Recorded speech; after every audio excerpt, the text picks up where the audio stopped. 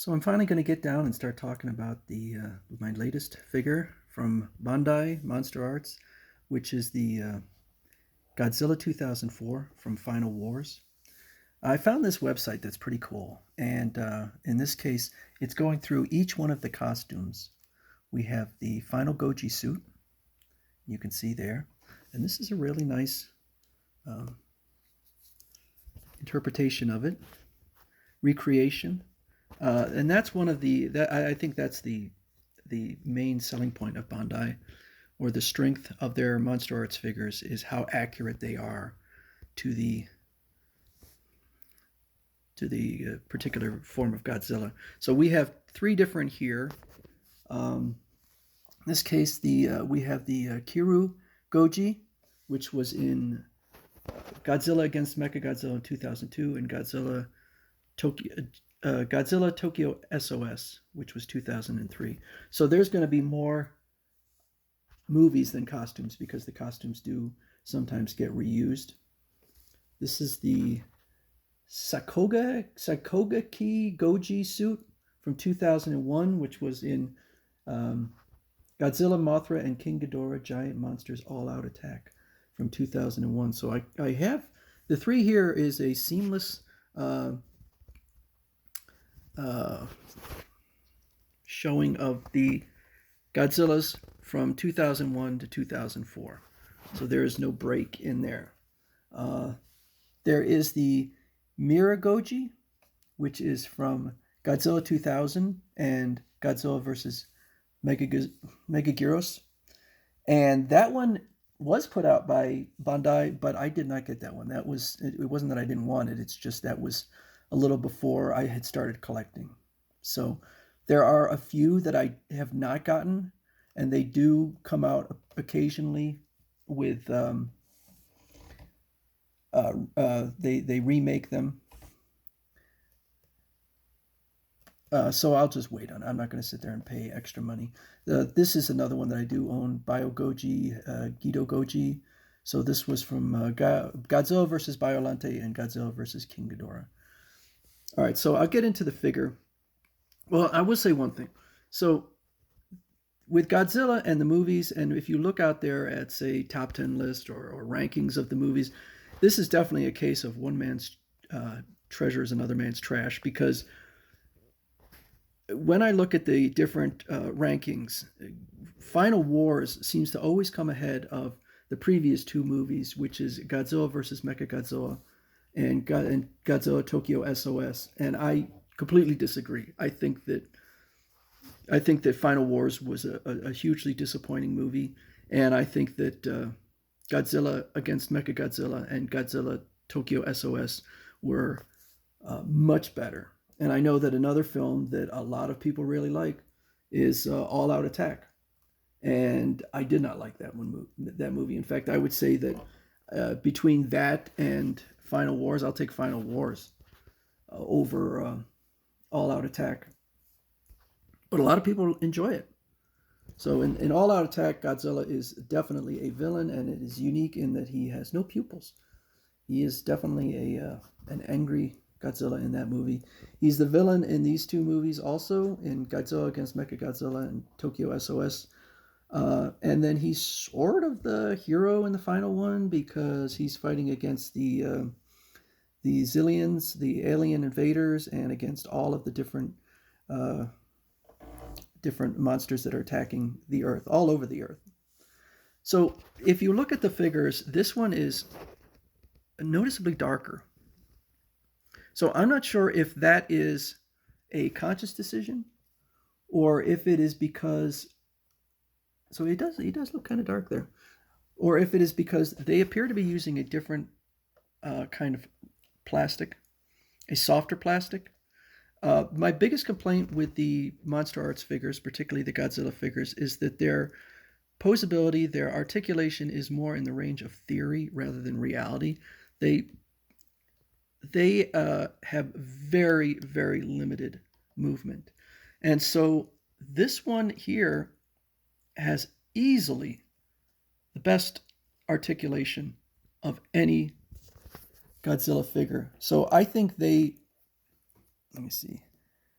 I think they went with a softer plastic, and yeah, it's kind of creaky, just moving the tail. This tail moves much more easily, more smoothly. So I think they really made a good decision. In fact, this was something that I've written in reviews, which is that I don't like the hardness of the plastic. It also, with this hard plastic that they have in the old ones, um, and you start moving around, particularly like the hip joints and stuff, and you're having hard plastic rub against hard plastic, which is not a good idea. This one is much better. The biggest complaints about these Monster Arts figures are QC issues and the paint job.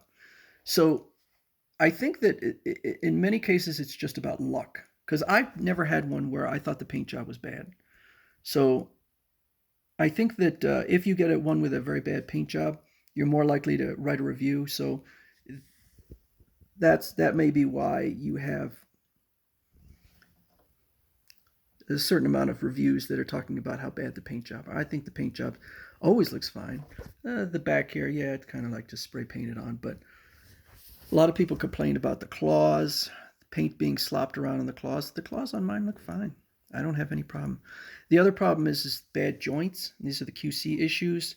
And I have a couple with bad joints, and the joints, these three are all fine. But I have figures where maybe the hip joint or the knee joint will become, actually it's the knee joint, will become detached very easily. It's not that big a deal to me because they pop right back in and sitting on a shelf. But I mean, it makes it more difficult to play around with if you're doing any posing. But these are almost unposable anyway. And what kind of pose are you going to put Godzilla in? He doesn't do a lot of posing. Um, so to me, it's not that big a deal. But I've heard worse complaints of joints that come out and they simply will not go back in. So in the case of Final Goji Suit, the 2004, I would say that this is the nicest of all the Monster Arts Godzilla that I have, and I think it is attributed to the different kind of plastic, um, and hopefully that's what they're going to be using going forward is this softer plastic, because I think that they should have been doing that in the other ones. But you can see how nice these look. They really a lot of people I know are surprised at the size of these, that they're less than 6 inches tall. To compare it to other figure makers like NECA that have larger figures, but they cost less, and so they're like, well, wait, what is the cost? But I think it's the quality of what you get, not the necessarily the quantity of the figure, the size of the figure. The quality of the detailing is unparalleled, and these figures tend to do very well in appreciating in value, sometimes frighteningly so, because there are figures that I would love to get, but I'm not going to pay. I know that I really like the Mecha Godzilla figure, and on Amazon it's over $500, so there's no way I'm going to pay that. But if you want to get into this is it's a hard collection to get because, like I said, the earlier figures, I'm not going to pay those incredible prices. So I'm happy to tell people that I have probably about 8 different Godzillas, including 2 from the Monsterverse Legendary Pictures, so which are actually complete duplicates except for the paint job. So, I don't know if I should have gotten that, but the final, even my feelings, regardless of my feelings about Final Wars, this is a really good design. I like this design. There's the 3 that of mine that I really like the most. I like this one. I like I've always liked kind of the cat look. The Kiryu Goji,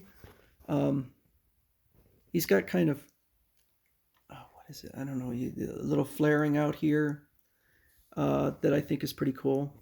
But he's got a cool face. I like that face.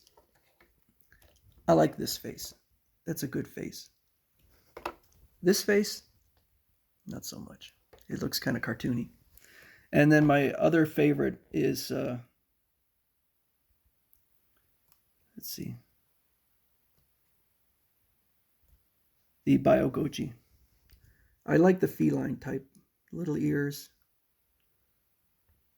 bit of a feline type look to him. Bato Goji looks practically the same. So we'll see. There's no other Godzillas on the horizon at this point. The next figure would be Monster X.